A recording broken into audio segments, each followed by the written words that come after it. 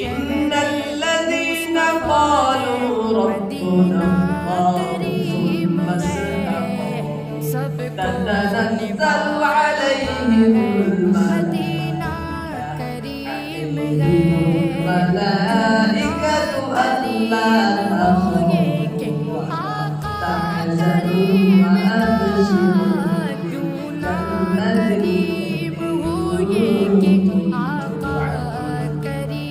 আল্লাহ রাব্বুল আলামিন বলেন ইন্নাল্লাযীনা ক্বালু নিশ্চয় যারা বলবে রব্বুনাল্লাহ আমার রব একমাত্র আল্লাহ এবং এই কথার উপর বিচল থাকবে বিশ্বাস থাকবে তাতানাজ্জালু আলাইহিমুল মালাইকা আল্লাহ রাব্বুল আলামিন ওই সমস্ত মানুষদের কাছে ফেরেশতা প্রেরণ করে ফেরেশতারা যাও যাও আমার যে বান্দাগুলি গভীর রজনীতে তাহাজ্জুদ নামাজ আদায় করে 5 ওয়াক্ত নামাজ এত কষ্ট করে আদায় করে ও আমার ফেরেশতারা রে